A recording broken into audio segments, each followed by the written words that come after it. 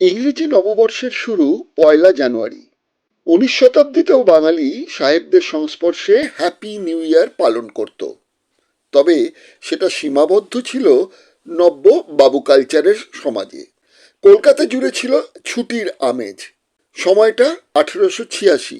কাশীপুর উদ্যানবাটিতে তখন রামকৃষ্ণদেবের অবস্থান। নববর্ষের প্রথম দিনটিতে তিনি সমাধিস্থ হওয়ার পর প্রথম চোখ খুলে বললেন, তোমাদের চৈতন্য হোক। সমবেত সবাই তাকে প্রণাম করলেন। এই সবাই কিন্তু তার সন্ন্যাসী শিষ্যরা নন, সেদিন সবাই ছিলেন তার গৃহী ভক্তরা। এই দিনটি পরিচিত হল কল্পতরু দিবস উপলক্ষে। আজও প্রতি বছর ইংরেজি নববর্ষের প্রথম দিনে হাজার হাজার রামকৃষ্ণানুরাগী ভক্তরা সকালেই পৌঁছে যান দক্ষিণেশ্বরে কিংবা কাশীপুর উদ্যানবাটিতে। একদিকে মা ভবতারিণী দেবীর কাছে সারা বছরের জন্য আশীর্বাদ প্রার্থনা, অন্যদিকে রামকৃষ্ণদেবের কল্পতরু উৎসবে যোগ দিয়ে মনোবাসনা পূরণের পুণ্য অর্জন করা। এই পর্বে আমরা এই কল্পতরু উৎসবের বিষয়টি আসলে কি মুক্তমনার দৃষ্টিতে খতিয়ে দেখব। কলকাতার পুরসভার ডেথ রেজিস্টার্ড কাশীপুরের নথি 2019 সালে ডেপুটি মেয়র অতীন ঘোষ তুলে দেন বেলুড় মঠ কর্তৃপক্ষের হাতে।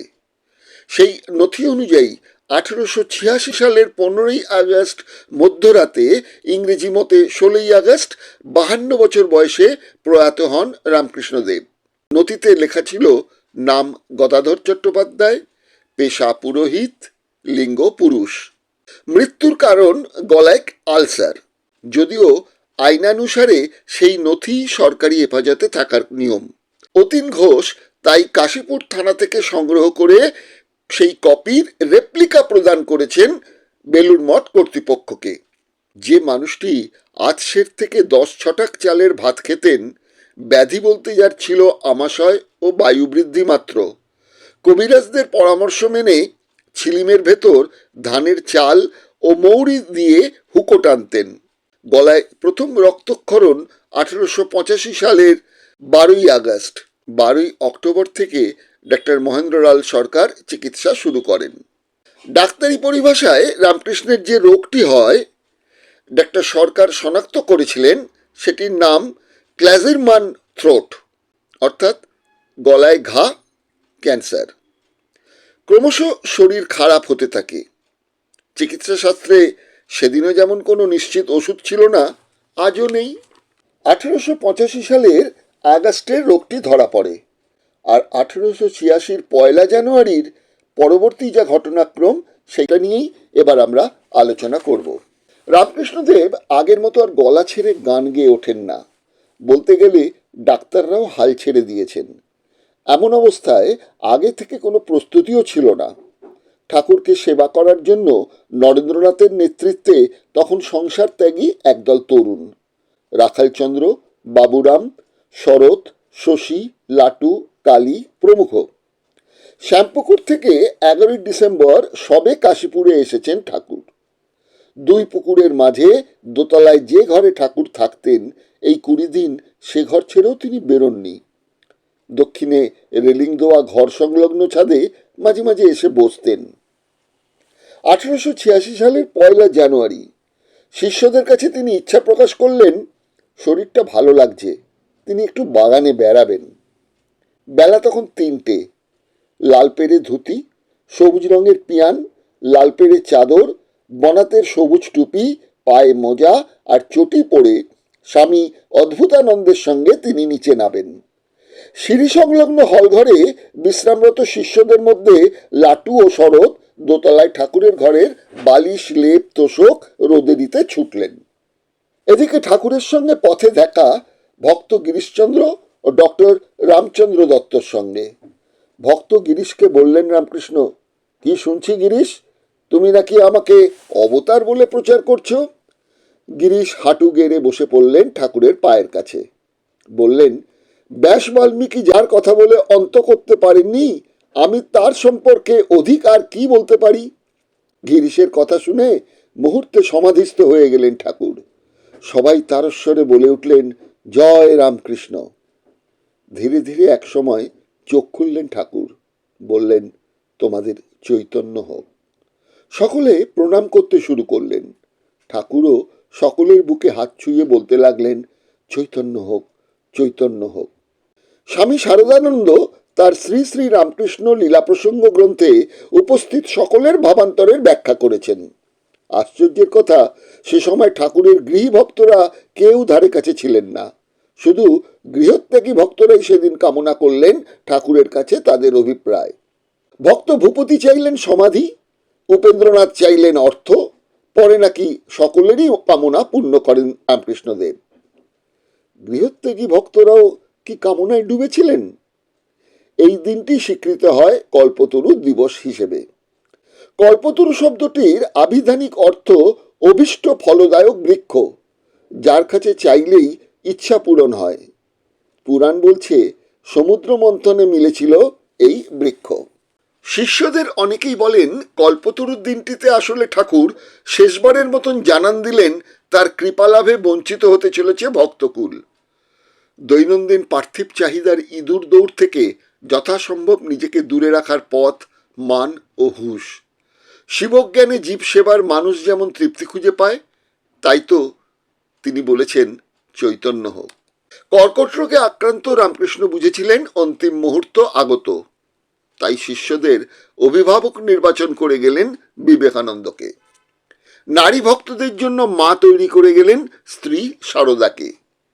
তার এমন নিশ্চিত সিদ্ধান্তেই কি বিবেকানন্দ বলেছিলেন ঠাকুর অজেয় থাকবেন ১৫০০ বছর? এ তো গেল ভক্ত আর তাদের বিশ্বাসের কথা। আরেক দল মানুষ আছেন যাদের চোখে যুক্তির চশমা। তারা কি বলেন? এমনই একজন সুনীত দে। তার যুক্তিবাদী বিশ্লেষণে তিনি লিখছেন, শ্রীরামকৃষ্ণ কিছু অজানা প্রসঙ্গে বইটি, যে বইটি প্রকাশনা করেছে দে পাবলিশিং, প্রথম প্রকাশ হয়েছে ২০১৫ সালে। এই বইটিতে ৯০ পৃষ্ঠায় সুনীত দে লিখলেন, মহেন্দ্র মাস্টারের সাথে কথা বলতে বলতে রামকৃষ্ণদেব নিজের ঘরের দিকে চলেছেন। জিজ্ঞাসা করছেন, আচ্ছা, এই যে কেউ কেউ অবতার বলছে, তোমার কি বোধ হয়? মাস্টার উত্তর দেননি। কথায় কথায় দুজনে ঘরের মধ্যে এসে বসেছেন, অন্য ভক্তদের থেকে একটু তফাতে। আস্তে আস্তে রামকৃষ্ণদেব মাস্টারকে আবার একই কথা জিজ্ঞাসা করছেন, তুমি কি বলো? মাস্টার, আগে আমারও তাই মনে হয়, জবাব দেন শ্রীম ওরফে মহেন্দ্র মাস্টার। লেখক সুনীত দে মনস্তত্ত্বের জায়গা থেকে বোঝাতে চেয়েছেন আধ্যাত্মিক জগতে নিজেকে অবতার ভাবার ভুরি ভুরি উদাহরণ আছে। স্বয়ং বিবেকানন্দ যাকে পলায়নী মনোবৃত্তির মানুষ হিসেবে বলেছেন, সেই ঋষি অরবিন্দও নাকি নিজেকে ও শ্রীমাকে অবতার ভাবতে ভালোবাসতেন। আসলে ধর্ম সম্বন্ধে সাধারণত বলা হয় ধৃ ধাতু থেকে ধর্ম, যা ধারণ করা হয় দেহে ও মনে। কিন্তু ধর্ম কথাটির সংজ্ঞা সমাজ যা ধারণ করে। বাঘের ধর্ম জীব শিকার, কুকুরের ধর্ম প্রভুভক্তি, ঘোড়ার ধর্ম গতি, হাঁস মুরগির ধর্ম ডিম পাড়া। খাঁচার তোতা পাখি হরে কৃষ্ণ বললে এটা কিন্তু বোঝায় না যে সে ধার্মিক হয়ে উঠেছে। আসলে তার ধর্ম আওয়াজ বা শব্দকে নকল করা, সে তাই করেছে। একবার জাতিভেদ প্রথায় তিনি বিশ্বাসী করেন কিনা স্বামী বিবেকানন্দকে প্রশ্ন করা হয়েছিল। তিনি বলেছিলেন, জাতিভেদ একটা সামাজিক প্রথা, ধর্মের সহিত ইহার কোনো সম্পর্ক নাই, আমি সকলের সঙ্গে মিশি। স্বামীজির বাণী ও রচনা, ১০ম খণ্ড, প্রথম সংস্করণ, পৃষ্ঠা নম্বর ১২। সুনীত দে এই প্রসঙ্গে আইনস্টাইনের বক্তব্য উত্থাপন করেছেন। আইনস্টাইন একটি চিঠিতে বন্ধু দার্শনিক এরিট গুডকে লিখলেন, আমার কাছে ঈশ্বর আসলে মানুষের দুর্বলতার প্রকাশ ছাড়া কিচ্ছু নয়। রামকৃষ্ণদেব প্রতি মুহূর্তে নিজেকে ঈশ্বর পুত্র ভাবতেন। প্রতিনিয়ত এই চিন্তা তার নিজের অজান্তেই কি বিশ্বাসে পরিণত হয়ে গিয়েছিল? এ প্রশ্নও তুলেছেন যুক্তিবাদীরা। বলা হয় এই যুগে নাকি নিজের ঢাক নিজেকেই পেটাতে হয়। কথাটা ভুল। নিজের ঢাক পেটানোর দায় সর্বযুগেই ছিল, এমনকি রামকৃষ্ণের যুগেও। সুনীত দে তার রামকৃষ্ণ কিছু অজানা প্রসঙ্গ গ্রন্থের ৯৪ পৃষ্ঠায় এই প্রসঙ্গে লিখেছেন, শ্রীরামকৃষ্ণ বারবার বলেছেন পূর্ব যুগে তিনি রাম ও কৃষ্ণাদি রূপে আবির্ভূত হইয়াছিলেন। তিনি ইদানিং নিজের শরীর দেখাইয়া বললেন, এই খোলটার ভেতর আসিয়াছেন। লীলামৃত পৃষ্ঠা নম্বর 193। তবে স্বামী বিজ্ঞানানন্দকে একবার তিনি নিজেকে লক্ষণ বলেছিলেন। সৎপ্রসঙ্গে স্বামী অপূর্বানন্দ তৃতীয় সংস্করণ পৃষ্ঠা নাম্বার 110। এই যে রামকৃষ্ণদেব বলছেন তার কথা শুনে চললেই গন্তব্যস্থলে পৌঁছানো যাবে। এই অলিক গন্তব্যস্থল ভক্তদের কাছে সবচেয়ে বড় ধর্মীয় প্রহেলিকা। গন্তব্যস্থল বলতে মোক্ষ, মোক্ষ মানে মুক্তি। এই মুক্তি লাভের আশাতেই বিশ্বজোড়া এত ধর্ম পালন। রামকৃষ্ণ মিশনের এত সেবা কার্যের কারণও ওই মুক্তি। আত্মন মুখ্যার্থং জাতীয়োত্তর চ, নিজের মুক্তির জন্য অন্য জগতের উপকার। নিজের মুক্তি এইটি উদ্দেশ্য, পন্থা জগতের উপকার। নিজের মুক্তি আশা যদি না থাকতো, জগতের উপকার থাকতো কিনা কে জানে। একবার শ্রী রামকৃষ্ণ নরেন্দ্রনাথকে বললেন, গৌরাঙ্গের নাম শুনেছিস? এই যে লোক গৌর গৌর বলে, আমি সেই গৌরাঙ্গ।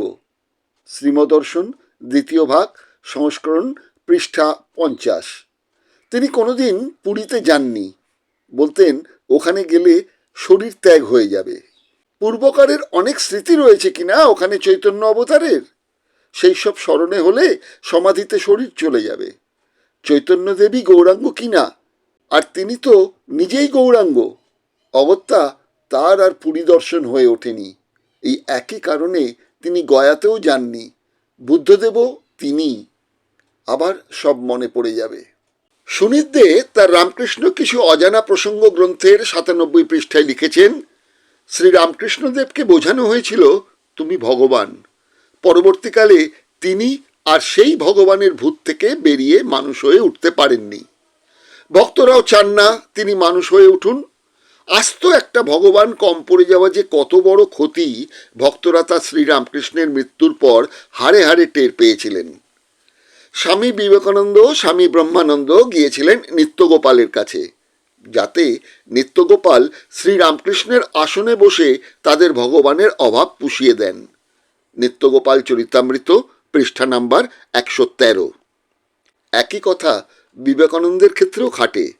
তিনি বলেছিলেন, মৃত্যুর 10 বছরের মধ্যে আমি ভগবান রূপে পূজিত হব। উদ্বোধন পত্রিকার বৈশাখ 4 সংখ্যা 1415 110তম বর্ষের পৃষ্ঠা নাম্বার 250 উল্লেখিত আছে। কিংবা 100 বছরের মধ্যে আমার মাথার একটা চুলের জন্য লাখ টাকা লোকে দেবে, বুঝলি? হোসেফাইন ম্যাকালাউড পৃষ্ঠা নম্বর 396। আমরা যারা সাধারণ মানুষ তাদের মনে পড়ে যায় সত্যজিৎ রায়ের দুটি ছবি, এক দেবী, 2 কাপুরুষ মহাপুরুষ। দেবী ছবিতে দেখেছি শ্বশুরমশাই অর্থাৎ ছবি বিশ্বাস কিভাবে পুত্রবধূকে শর্মিলা ঠাকুরকে নিজের বিশ্বাসের জায়গা থেকে একটু একটু করে রক্ত মাংসের মানুষকে দেবী বানিয়ে নিলেন। আর কাপুরুষ মহাপুরুষ দুটি পর্বে, মহাপুরুষ পর্বে দেখেছি বাবাজি বিরিঞ্চি বাবা কিভাবে নিজের ঢাক নিজে পিটিয়ে তার পূর্বজন্মের কথা বলছে। একটু সেই দৃশ্যটা দেখবেন নাকি? যারা এখনো এই দুটি ছবি দেখেননি তাদের এই ছবি দুটি একবার দেখে নেওয়ার অনুরোধ জানাবো।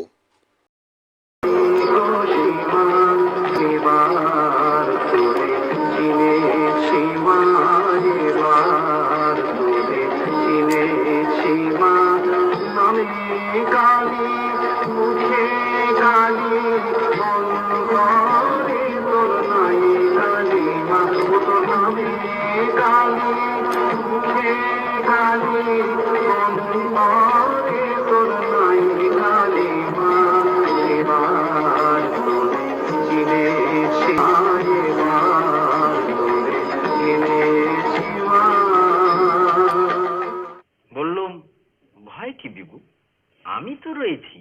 সূর্য বিজ্ঞান আমার হাতের মুঠোর মধ্যে। সূর্যের তেজ বাড়িয়ে দিলুম, চোঁ করে সব জল শুকিয়ে গেল, বসুন্ধরা ধনধান্যে ভরে উঠল। প্রভু, আপনি কি জিসাস ক্রাইস্টকে চিনতেন? লোকে বলে ক্রুসিফিক্সন, আমি বলি ক্রুসিফ্যাক্ট, কেননা আমার নিজের চোখে যে দেখা। মাই গড! অ্যান্ড গৌতমা বুদ্ধা? গৌতম গৌতম, গৌতম তো সেদিনকার ছেলে। I knew the Buddha when he was a ছোকরা। ও টেম্পোরা। এতক্ষণ রামকৃষ্ণদেবের কল্পতরু হয়ে ওঠার যে ঘটনাক্রম বর্ণনা করলাম তার অনেকটাই তথ্য সংগ্রহ করেছি সুনীতদের বই থেকে। সেই লেখক সুনীতদের সঙ্গে চলুন 2-4 মিনিট কথা বলে নিই। নমস্কার সুনীতবাবু, আমি দিগদর্শন ইউটিউব চ্যানেলের তরফ থেকে সুজিত চট্টোপাধ্যায় বলছি। আচ্ছা, ধন্যবাদ, বলুন। এখন ঘটনা হচ্ছে যে 1 জানুয়ারি পালিত হতে চলেছে আবার কল্পতরু উৎসব। হুম। রামকৃষ্ণের যে জায়গাগুলো যেমন দক্ষিণেশ্বর, বিশেষ করে কাশীপুর উদ্যানবাটি, এইসব বেলুর মঠ, এইসব জায়গাতে একটা উৎসব হবে, কল্পতরু উৎসব। অর্থাৎ যেটা রামকৃষ্ণদেব বলেছিলেন যে সবার চৈতন্য হোক, সবার চৈতন্য হোক। তো সেই চৈতন্যের জন্যই মানুষ ছুটে ছুটে যান তাদের বিশ্বাসকে অবলম্বন করে। আচ্ছা, এখানে একটা ছোট্ট কথা আমি যোগ করে দিচ্ছি। বলুন। রবীন্দ্রনাথ একটা খুব সুন্দর কথা বলেছিলেন, চেতনাহীন চৈতন্য। চেতনাহীন চৈতন্য, চৈতন্য জাগরুক তো বলে দিলেন, কিন্তু চেতনা জাগলো কিনা সেটাও একটা প্রশ্ন থেকে যায়। হ্যাঁ, চেতনা না এলে পরে চৈতন্য আসবে কোথা থেকে? হ্যাঁ, তা এটাও তো হতে পারে যে রামকৃষ্ণদেব ওইটাই বলতে চেয়েছিলেন যে চেতনার মধ্য দিয়ে চৈতন্য আসুক। হতে পারে। আচ্ছা, এখন ঘটনাটা বলছি আমি যে সময়টা বলা হচ্ছে 1886। হ্যাঁ, তো 1886 পৃথিবীর কিছু জায়গা যদি আমরা দেখি সময়কালটাকে ধরার জন্য, যেটা দেখছি তখন কিন্তু ব্রিটেনে 8 ঘন্টা কাজের দাবিতে একটা শ্রমিক আন্দোলন করছেন রবার্ট ওয়েন। আচ্ছা। তার 3 বছর বাদ থেকে মে দিবস চালু হলো। ইতিমধ্যে 1886 থেকে যদি একটু পিছিয়ে যাই 1857, তখন কিন্তু একটা সিপাহী বিদ্রোহ হয়ে গেছে। আচ্ছা, তারপরে আমরা দেখছি ঠিক 1886 নাগাদ কোরআনের একটা বাংলা টিকা লিখলেন গিরিশচন্দ্র সেন। আচ্ছা। এর মধ্যে 1885 সালে আমি দেখতে পাচ্ছি যে বোম্বেতে তখন কংগ্রেস দলটি মানে প্রতিষ্ঠা হয়ে গেছে, তাদের বোম্বেতে একটা সভা হচ্ছে এবং সেই সভার মধ্যে অ্যালেন অক্টোভিয়ান হিউম যিনি ছিলেন একজন রহস্যবাদী মানুষ। তো সেখানে দেখতে পাচ্ছি যে টোটাল যা প্রতিনিধি ছিলেন 76 জন, তাদের মধ্যে 54 জন ব্রাহ্মণ, 2 জন মুসলিম, আর বাদ বাকি কিছু ছিলেন। আর এই যারা ছিলেন তাদের মধ্যে অধিকাংশই হচ্ছে মধ্যবিত্ত এবং উচ্চবিত্ত ঘরের সাংবাদিক, ব্যবসায়ী, অধ্যাপক ইত্যাদি ইত্যাদি। আচ্ছা। তো সেই সময় রবীন্দ্রনাথের বয়স দেখতে পাচ্ছি 25 বছর বয়স। তো এই মুহূর্তে আবার যদি বাংলায় তাকাই তাহলে দেখবো সেখানে একটা দুর্ভিক্ষ হয়েছে। উড়িষ্যাতে হয়েছে, কৃষি শ্রমিকরা তার মজুরি কম পাচ্ছেন এবং যে অনুযায়ী খাদ্য দরকার সেই অনুযায়ী খাদ্য নেই, তার একটা মূল্য বৃদ্ধি হচ্ছে, একটা মানুষের মধ্যে একটা অস্তিত্ব সংকটের একটা জায়গা কাজ করছে। ঠিক ঠিক। সেই সময় আবার আমরা দেখতে পাচ্ছি যে অক্ষয় কুমার দত্ত দেবেন্দ্রনাথের ব্রাহ্ম ধর্ম সেটাকে ত্যাগ করে বিদ্যাসাগরের যে সামাজিক সংস্কার তার মধ্যে জড়িত হয়ে পড়ছেন এবং পরবর্তীকালে প্রবল যুক্তিবাদী হয়ে উঠছেন। আচ্ছা। তো এই অন্ধবিশ্বাসের বিরুদ্ধে উনি তার লেখনী শুরু করে দিচ্ছেন। এই মুহূর্তে দাঁড়িয়ে আমরা দেখতে পাচ্ছি যে অক্ষয় কুমার দত্ত বলে গেছেন যে পরিশ্রম ইজ ইকুয়াল টু শস্য, একদম একটা বীজগণিতের সমীকরণ করেছেন। আর পরিশ্রম যুক্ত প্রার্থনা সেটাও শস্য। তাহলে পরিশ্রম যদি শস্যই হয় তাহলে পরিশ্রম যুক্ত প্রার্থনাতেও শস্য, তার মানে প্রার্থনাটা হচ্ছে জিরো। ওটার কোনো ভ্যালু নেই, ওটার কোনো আলাদা করে ভ্যালু নেই। আবার আমি সেই সময় দেখতে পাচ্ছি যে শারদানন্দ লিখছেন যে সেই সময়ের সামাজিক পরিস্থিতির কথাও তিনি তার বাল্যকাল গ্রন্থে উল্লেখ করে করেছেন। এই অবস্থায় তার গৃহী ভক্তরা সেদিন 1886 সালের 1 জানুয়ারি সকালবেলা তিনি তখন খুব অসুস্থ, রামকৃষ্ণদেব, গলার ব্যথা প্রচন্ড পরিমাণে বাড়ছে, মানে জানুয়ারি মাসের ঘটনা বলছি, আর আগস্টের 13 তারিখে তো উনি মারাই গেলেন 8 মাসের মধ্যে। তো যে বাড়িটা ভাড়া নেওয়া হয়েছিল কাশীপুরে, সেটা প্রথমে 3 মাসের জন্য ভাড়া, পরে আরো 6 মাস বাড়িয়ে এক্সটেনশন করা হয়েছিল আরো 5 মাস, 8 মাস। আর দেখা গেল ওই 8 মাসের মধ্যেই কিন্তু রামকৃষ্ণদেব চলে গেলেন। এবার আপনি আমাকে বলুন যে এই বিষয়টাকে, আপনি যে বইটা লিখেছেন রামকৃষ্ণদেবের কিছু অজানা প্রসঙ্গ, বইটি লিখেছেন, যেটা প্রকাশিত হয়েছে আপনার দে পাবলিশিং থেকে। এই বইটাতে আপনি যা রামকৃষ্ণদেব সম্বন্ধে লিখেছেন, সেখানেতে আপনি এই বিষয়টা কিভাবে দেখেছেন আর কি, এই আমাদের যাকে বলছি আমরা যে কল্পতরু। ভক্তদের একটা বাড়াবাড়ির ব্যাপার। হ্যাঁ, ভক্তরা চায় তাদের গুরুদেবকে ভগবান বানাতে, গুরুদেবকে ভগবান রূপে দেখতে ভক্তরা ভালোবাসে। হ্যাঁ, সেখানে রামকৃষ্ণদেব অসুস্থ, রামকৃষ্ণদেব দোতলার থেকে নিচে নেমে আসছেন, এসে সবাইকে বলছেন, সবাই কাছে আসছে, তাদের উনি বলছেন যে তোদের চৈতন্য হোক। এটা একটা ভক্তদের কাছে দারুণ প্রাপ্তি। তবে ওই দিন কিন্তু একটা ঘটনা আছে যেটা একটু উল্লেখ করার মতো, সেটা হচ্ছে রামকৃষ্ণদেবের একজন একান্ত পার্ষদ, গৃহী পার্ষদ অক্ষয় কুমার সেন। অক্ষয় কুমার সেন, যার লেখা রামকৃষ্ণ পুঁথি, আচ্ছা, রামকৃষ্ণদেবের একটা প্রধান জীবনী গ্রন্থ। আচ্ছা, প্রধান জীবনী গ্রন্থ যে কটা আছে তার মধ্যে রামকৃষ্ণ পুঁথিও একটি, অক্ষয় কুমার সেনের লেখা। উনি একজন স্কুল টিচার ছিলেন। আচ্ছা, হ্যাঁ, দেখতে ভালো ছিল না। বিবেকানন্দ ওনাকে এমনি ভালোবেসি আর কি বলতেন যে শাকচুন্নি মাস্টার। আচ্ছা, মজা করে বলতেন, সাধারণভাবে শাকচুন্নি মাস্টার বলে ডাকতেন। এবং অক্ষয় সেনের যে রামকৃষ্ণ পুঁথি বই, তার ভূমিকার লেখাতেও বিবেকানন্দ এই কথাটাই ব্যবহার করেছেন যে শাকচুন্নি তো দারুণ কাজ করলি রে, মানে এরকম, আমি একদম হুবহু কথাটা মনে নেই। শাকচুন্নি তো দারুণ কাজ করলি রে, লোকে তো মনে রাখবে তোর কথা, এরকম কথা বলেছিলেন।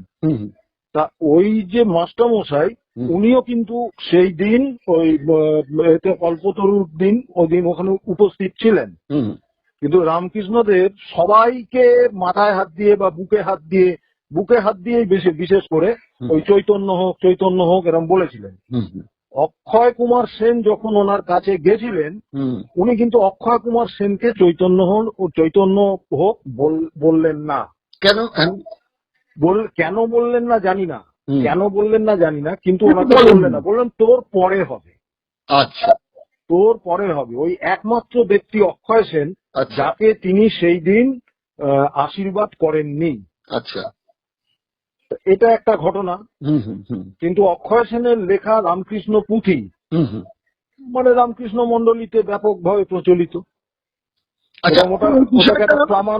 প্রামাণ্য আকর গ্রন্থ হিসাবেও ধরা হয়। আচ্ছা, আপনি বিষয়টা যখন প্রসঙ্গটা তুললেন, তখন বলি যে স্বামী শারদানন্দজি তার লীলা প্রসঙ্গ বলে একটা বইতে বিষয়গুলো যখন উল্লেখ করেছেন, উনি কিন্তু কল্পতরু শব্দটি কোট আনকোট ব্যবহার করেননি। তিনি বলেছেন আত্মপ্রকাশের অভয় দান।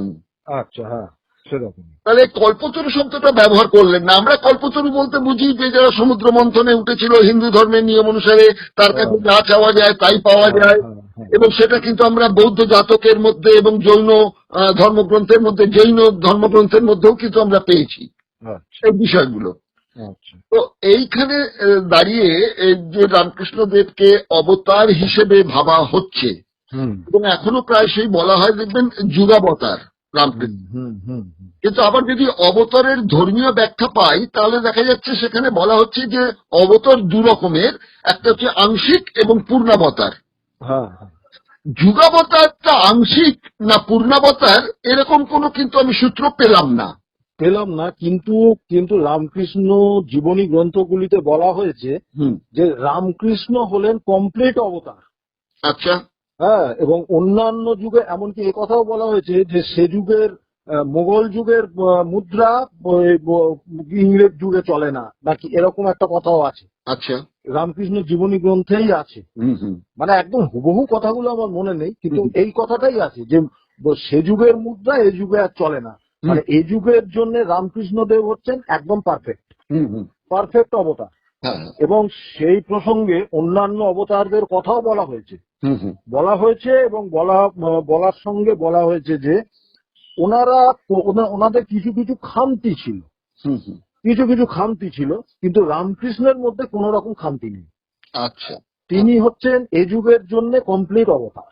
আচ্ছা এবং সেই প্রসঙ্গেই ব্যবহার করা হয়েছে যে ওই মোগল আমলের মুদ্রা কি ওই ইংরেজ আমলে চলে না, এরকম একটা কথা ব্যবহার করা হয়েছে। আচ্ছা আচ্ছা মানে ভক্তরা, রামকৃষ্ণদেবের ভক্তরা হুম হুম। তাকে একদম কমপ্লিট অবতার হিসাবেই দেখেন।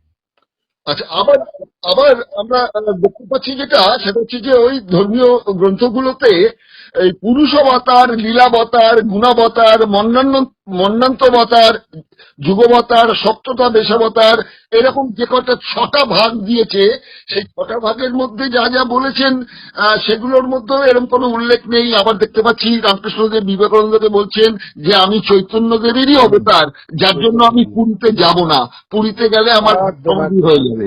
হ্যাঁ, গেলে সব পূর্ব স্মৃতি মনে পড়ে যাবে।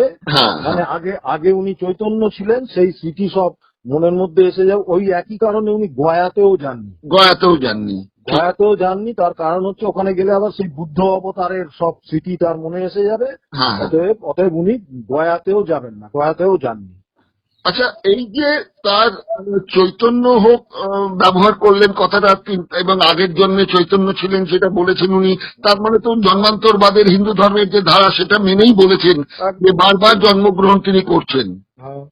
এ সম্পর্কে প্রবীর ঘোষের অলৌকিক নয় লৌকিকের 4র্থ খণ্ডে আমরা যেটা পাচ্ছি, সেখানে দেখছি যে রামকৃষ্ণদেব স্বয়ং ওই অন্নদা ঠাকুর, অর্থাৎ ওখানে যে আরেকটি মন্দির রয়েছে না, সেই আদ্যাপীঠ, তার যিনি প্রতিষ্ঠাতা অন্নদা ঠাকুর, তাকে উনি বলেছিলেন যে আমি 32 বছর পরে আবার জন্মাবো। অর্থাৎ দাঁড়ান, এখানে একটু কথা আছে। কি কাকে বলেছিলেন 32 বছর পরে জন্মাবো? অন্নদা ঠাকুর। অন্নদা ঠাকুরকে কে বলেছিলেন? রামকৃষ্ণদেব বলেছেন। অন্নদা ঠাকুরকে রামকৃষ্ণদেব বলেছেন? হ্যাঁ। এটা আপনি কোন গ্রন্থে পেয়েছেন? এটা আমি ওই প্রবীর ঘোষের অলৌকিক নয় লৌকিক যে বইটি, সেই বইটির মধ্যে লিখেছেন প্রবীর বাবু, এবং যোগ করে দেখিয়েছেন যে 1986 সালে যদি উনি মারা গিয়ে থাকেন, মানে মারা গেছেন আর কি, যেটা পরবর্তীকালে অতীন ঘোষ সেই সার্টিফিকেটটা, শ্মশানের সার্টিফিকেটটার একটা কপি আর কি বেলুড় মঠের কর্তৃপক্ষের হাতে দানও করেছেন কিছুদিন আগে, তাহলে এই 1986 প্লাস 32 যদি করি, তাহলে বোঝা যাচ্ছে যে রামকৃষ্ণদেবের আবার জন্ম হয়েছে 1918 সালে। আচ্ছা, কিন্তু সেটা নিয়ে কিন্তু কোনো রিসার্চ ওয়ার্ক বা কেউ কোনো কিছু বলেননি। আচ্ছা, এখানে আমি একটু কথা বলছি। অন্নদা ঠাকুরের সঙ্গে রামকৃষ্ণদেবের যোগাযোগ হয়েছে এরকম কোনো কি নেই, এরকম তো আমি কোনো জায়গায় পড়িনি। শুধু অন্নদা ঠাকুরের সঙ্গে একটা ব্যাপারই আমি পড়েছি, সেটা হচ্ছে অন্নদা ঠাকুরেরই কি একটা বই আছে, বিখ্যাত বই। হ্যাঁ হ্যাঁ হ্যাঁ, বিখ্যাত, আমি নামটা বলে দিতে পারি একটু। ওটার নাম বোধহয় আছে আপনাকে স্বপ্ন জীবন। স্বপ্ন জীবন। ওই স্বপ্ন জীবন বইতে আমি পড়েছি যে রামকৃষ্ণ, এই অন্নদা ঠাকুর তখন ওই আদ্যাপীঠ মন্দির সবে তৈরি হচ্ছে, সেই সময় এক প্রচন্ড ঝড় জলের রাত্রিরে, হ্যাঁ, ওনার তখন ওখানে মানে মাথা গোজার ঠাঁই মতো ছিল না। আচ্ছা। ওই আদ্যাপীঠ মন্দিরে উনি বেলুরে তখন সন্ন্যাসীরা কোথায় ওইখানে সব আশেপাশে থাকতো, উনি ওই ঝড় জলের রাত্রিরে ওইখানে গেছিলেন যে ভাই একটা রাত প্রচন্ড ঝড় জল, যেতে পারছি না, রাত্রিটা একটু এখানে থাকবো। ওনাকে কিন্তু থাকতে দেওয়া হয়নি। আচ্ছা, ওনাকে থাকতে দেওয়া হয়নি। ওনাকে মানে ওদের ধারণা হয়তো কোনো বিপ্লবী এখানে ঢুকে রাত কাটাতে চাইছে, এইসব ভয়তে সেই ঝড় জলের রাত্রিরেই অন্নদা ঠাকুরকে মঠে ঢুকতে দেওয়া হয়নি, এবং ওনাকে ওই ঝড় জলের রাত্রিরেই ওখান থেকে চলে আসতে হয়। তাহলে কি অন্নদা ঠাকুরের সঙ্গে আমাদের এই রামকৃষ্ণ মিশনের কোন রকম পরিচিতিই ছিল না? আমার কাছে তো সেটাই লাগছে যে অন্নদা ঠাকুর তো রামকৃষ্ণদেবকে দেখেছেন বলেও আমার মনে পড়ছে না, কোনো জায়গায় আমি পাইনি। আচ্ছা, আমি যদি এই বিতর্কিত ব্যাপারটাকে সরিয়েও রাখি, আচ্ছা। তাহলে আমি দেখতে পাচ্ছি যে স্বামী জ্ঞানাত্মানন্দজিকে সারদা দেবী বলছেন যে ঠাকুর 100 বছর পরে আবার জন্মাবেন। এটা একদম। কিন্তু শ্রী শ্রী মায়ের কথা উদ্বোধনের 8ম খণ্ডের পৃষ্ঠা নম্বর 259 আছে। আচ্ছা, এক জায়গায় নয়, এই কথার উল্লেখ অনেক জায়গায় আছে। অনেক জায়গায় আছে। সেখানে বলেছেন রামকৃষ্ণদেব আসবেন, আলখাল্লা পরে, তার ঝুঁটি থাকবে, দাড়ি থাকবে, বর্ধমানের রাস্তায় তাকে দেখা যাবে। বর্ধমানের রাস্তা নয়, বর্ধমানের রাস্তা নয়, উনি ওই দক্ষিণেশ্বর মন্দিরের বারান্দা থেকে দাঁড়িয়ে আঙুল দিয়ে নির্দেশ করে দেখিয়েছেন উত্তরের দিক থেকে আসবেন, মানে জায়গাটা হয় উত্তর পাড়ার দিকই হবে। আচ্ছা আচ্ছা আচ্ছা আচ্ছা, মানে গঙ্গার ওপারে। হ্যাঁ, আচ্ছা, ওই দিক থেকেই ওই আলখাল্লা করে বাউলের বেশে তিনি আসবেন। হুম হুম হুম হুম। এই একদম রামকৃষ্ণদেবের নিজের মুখের কথা, এবং এই একই কথা অনেক আছে, অনেক জায়গায় এর উল্লেখ আছে।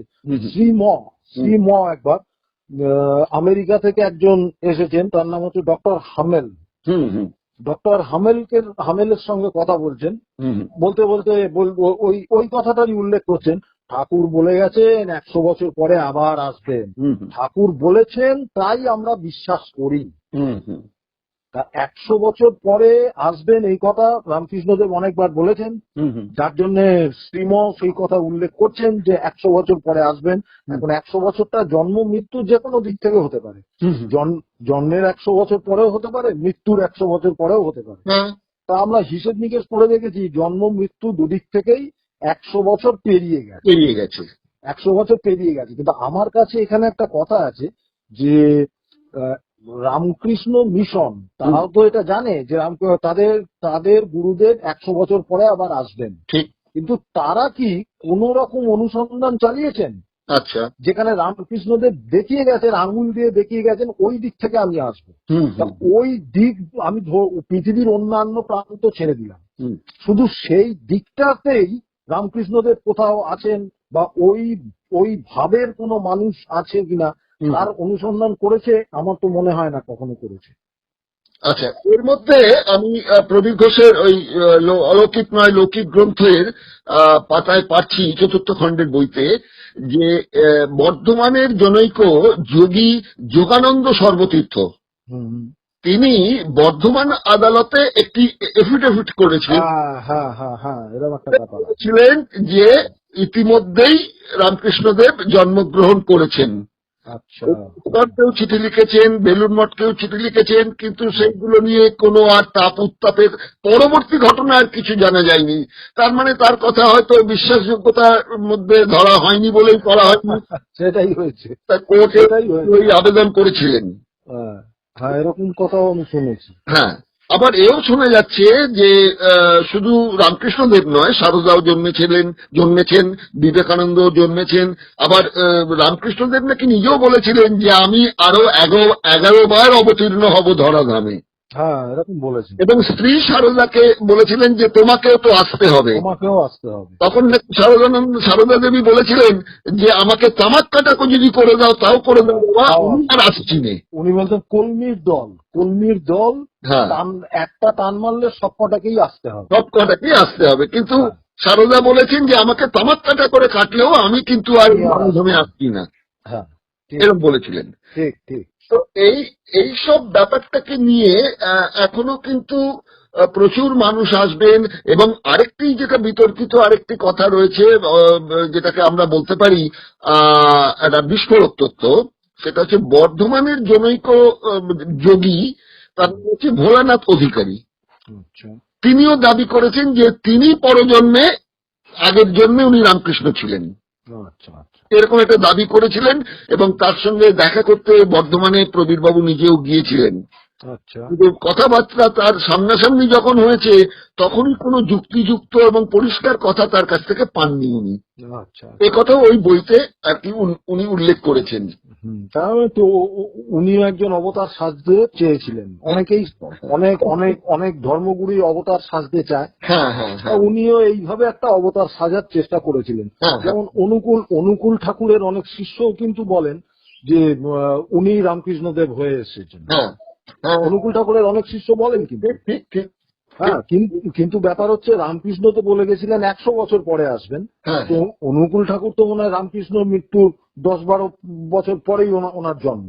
হ্যাঁ হ্যাঁ, তা সেই হিসাবে 100 বছরের হিসেব তো মিলছে না। কিন্তু অনুকূল ঠাকুরের ভক্তদের মধ্যে এই ধারণাটা আছে, অনেককে আমি বলতে শুনেছি যে ও ঠাকুর তো অনুকূল ঠাকুরের রূপেই এসেছেন, এরকম বলে অনেক ভক্ত বলে। আচ্ছা, এবার আমি যেটা বলতে চাইছি সেটা হচ্ছে যে ওখানে যখন তার গৃহ শিষ্যদের তিনি যখন চৈতন্য হোক বলছেন, হুম অনেকে অনেক কিছু চেয়েছিলেন। হুম সেই সময় উপেন মুখোপাধ্যায় বলে একজন তার গৃহ শিষ্য ছিল। উপেন তো মুখোপাধ্যায়। উপেন বাবু নাকি তার কাছে অর্থ চেয়েছিলেন, টাকা হ্যাঁ, পয়সা চেয়েছিলেন দিয়েছিলেন। চেয়েছিলেন। সে টাকা পয়সা উনি দিয়েছিলেন, দিয়েছিলেন বলতে আশীর্বাদ করেছিলেন যাতে উনি পান এক ঈশ্বরের দয়ায়। আচ্ছা, উপেন মুখোপাধ্যায় ওনার সম্বন্ধে বলি, বসুমতী পত্রিকা, হ্যাঁ, ওনার পারিবারিক, হ্যাঁ হ্যাঁ বসুমতী পত্রিকা ওই উপেন মুখোপাধ্যায়েরই পত্রিকা। হ্যাঁ হ্যাঁ হ্যাঁ, এবং উনি ওনার পত্রিকা থেকে পরবর্তীকালে খুব লাভবানই হয়েছিলেন। হ্যাঁ, ঠিক। তাহলে তার মানে ওনার যে ভবিষ্যৎবাণী তো এক কথায় মিলে গেল। কিন্তু যদি ওটাও মিলে গিয়ে থাকে তাহলে পরবর্তীকালে সেদিন কি বিবেকানন্দ বা তার যে সন্ন্যাসী ভক্তরা কেউ উপস্থিত ছিলেন না? না, কেউ ছিলেন না। গিরিশ ঘোষ ছিলেন, এবং এই কল্পতরু কথাটা আমার যতটা মনে আসছে ওই গিরিশ ঘোষই কল্পতরু কথাটা ব্যবহার করেছিলেন। ওরে তোরা যা রে, দৌড়ো শিগগির যা ঠাকুরের কাছে, ঠাকুর আজ কল্পতরু হয়েছেন, আচ্ছা যা চাইবি তাই পাবি। আচ্ছা আমার মনে পড়ে গেল এটা গিরিশ ঘোষই এই কথাটা বলেছিলেন। আচ্ছা। উনি সবাইকে পাঠিয়েছিলেন, যা যা ঠাকুরের কাছে এক্ষুনি দৌড়ে যা, ঠাকুর আজ কল্পতরু হয়েছেন। তো তখন কিন্তু সেই দিনে আপনার কি মনে হয় যে কোন সন্ন্যাসী ভক্তদের পাওয়া গেল না কেন সেদিন? কেন সেটা আমি ঠিক বলতে পারবো না, কেন পাওয়া গেল না। এটা সেটা দিয়ে তো কেউ কোনো বইতে কোনো উল্লেখ তো নেই। কোনো ভাবে হয়েছে হুম, যে ওই সময়টায় তার মানে গৃহী এই সন্ন্যাসী ভক্তরা নানান কাজে ব্যস্ত ছিল এবং ওই স্পটে অবতীর্ণ হননি তারা, কি এটা একটা ঘটনা। কিন্তু আবার লাটু বাবুদের দেখছি তো তখন তিনি যখন নেমে এলেন তার দোতলার ঘর থেকে তার পোশাক, তার মানে বালিশ তোষক এগুলো রোদে দেওয়ার ব্যবস্থা তারা করছেন। তাহলে তারও তো তখন কয়েকজন উপস্থিত ছিলেন। তাহলে উপস্থিত ছিলেন মানে কি, মানে উনি তো মাঠে নেমে এসেছিলেন। হ্যাঁ, আম গাছের তলায়, একটা আম গাছের তলায়। আম গাছের তলায়। আর ওনারা ছিলেন ওই যে বাড়িতে থাকতেন সেই বাড়ির ভেতরে ওই ঝাড় পোঁছ করছে, এটা ওটা সেটা করছে, এই সমস্ত। হ্যাঁ, তারা ওটা ব্যাপারটা জানতেই পারেনি হয়তো। আচ্ছা আচ্ছা। তাহলে মানে উনি এটা কাউকে আগে থেকে ঘোষণা করেননি যে একদম না, একদম না, একদম না। আচ্ছা, যদি একটু করতেন তাহলে তো বিবেকানন্দ থাকতেন, বিবেকানন্দ থাকলে তো তাহলে বেলুড় মঠের টাকা তুলতে এত কষ্ট হতো না। চেয়ে নিলেই হতো। একটু এই আশীর্বাদ পেলেও তো হয়ে যেত। আর আশীর্বাদ বিবেকানন্দকে চাইতে হবে কেন? রামকৃষ্ণদেব তো দিয়েছিলেন বোধহয়, না হলে পরে বিদেশ থেকে এত সাহায্য আসবে কেন? তাহলে এই বিদেশ থেকে সাহায্যটা যদি আমরা বলি তাহলে এটা কি আমি বলবো রামকৃষ্ণদেবের একটা আশীর্বাদ ছিল তাই পেয়েছেন, না নিবেদিতা ছিলেন বলে হয়েছে? রামকৃষ্ণদেবের বিবেকানন্দর প্রতি আশীর্বাদ ছিল যে তোর মোটা ভাত কাপড়ের অভাব হবে না। আচ্ছা, মোটা ভাত কাপড়ের অভাব হবে না, এইটা বলেছিলেন। আচ্ছা। হ্যাঁ, বিদেশি মুদ্রা আসবে এরকম কথা বলেননি। অবশ্য সেই সময় বিদেশ ব্যাপারটা তখন তো ছিল না, তখন তো আর বিবেকানন্দ আমেরিকা যাননি বা ওই প্রসঙ্গই তখন ছিল না। হ্যাঁ, কিন্তু রামকৃষ্ণদেব তো বিবেকানন্দকে বলেছিলেন যে বিদেশেও তোকে এই আমাদের এখানকার কথা ছড়িয়ে দিতে হবে। আচ্ছা, এখানে একটা কথা বলি, রামকৃষ্ণর হাতে লেখা, হ্যাঁ, রামকৃষ্ণ নিজের হাতে লেখা একটা পোস্ট কার্ড আছে। আচ্ছা।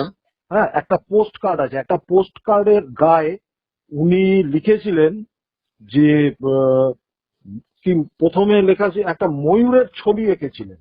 আচ্ছা। সেই পোস্ট কার্ডে একটা ময়ূরের ছবি এঁকেছিলেন, তার পাশে লেখা ছিল কি মহামহিম বিবেকানন্দ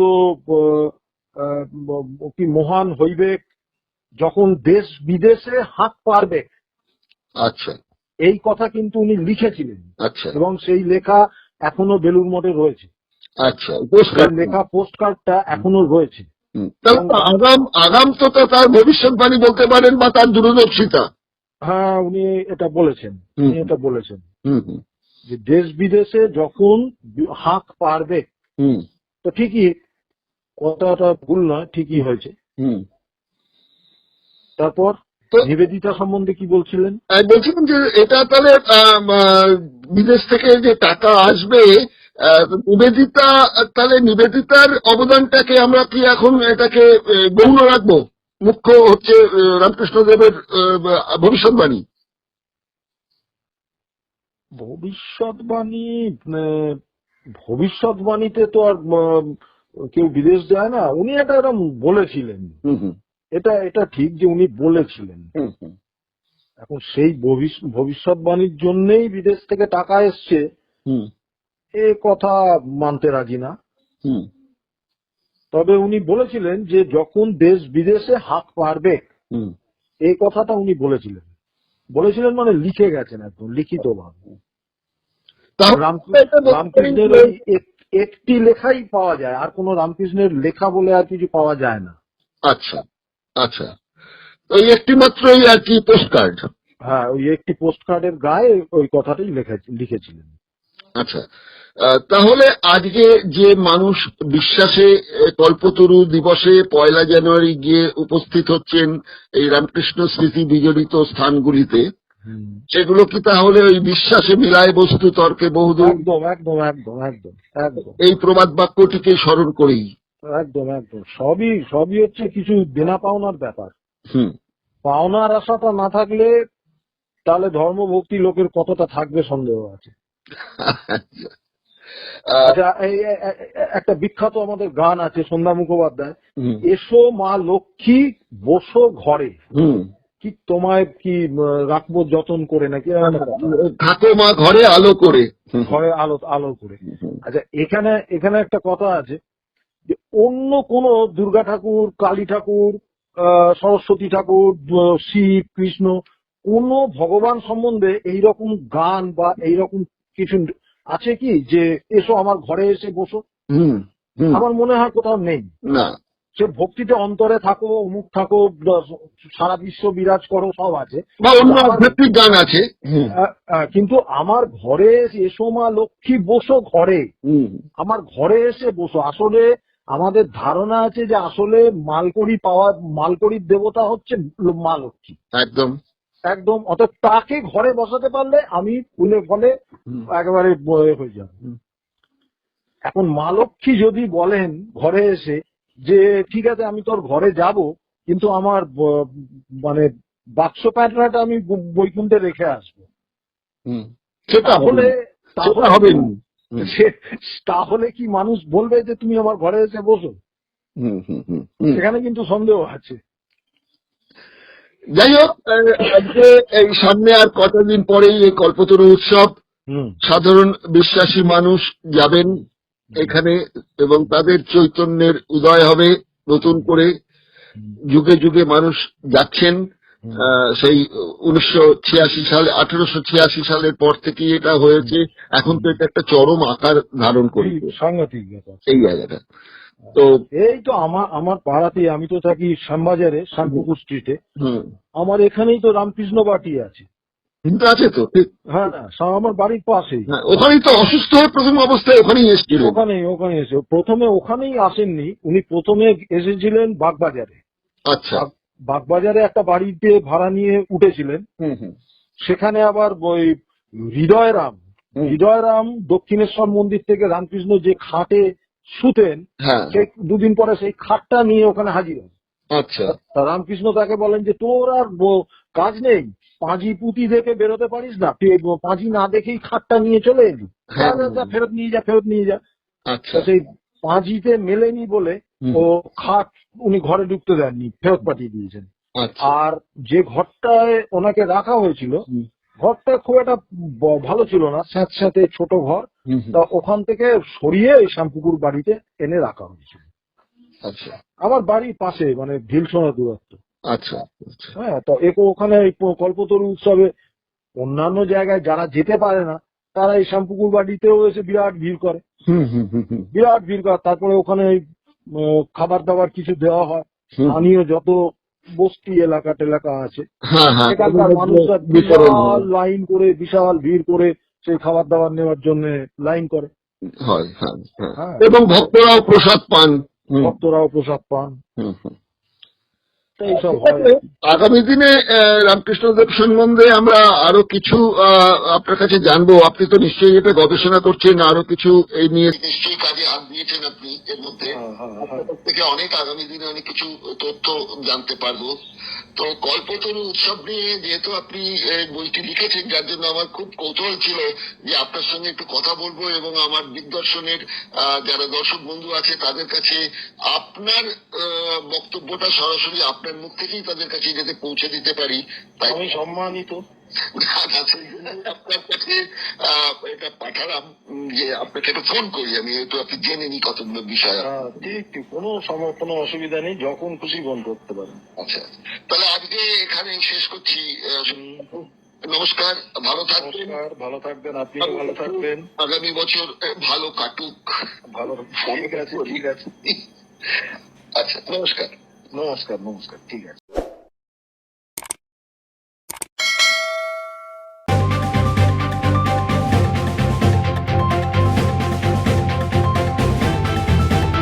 রংহীন সংবাদ আর অজানা তথ্যের জন্য দেখুন দিগদর্শন, 10-এর পাশে, দেশের সাথে।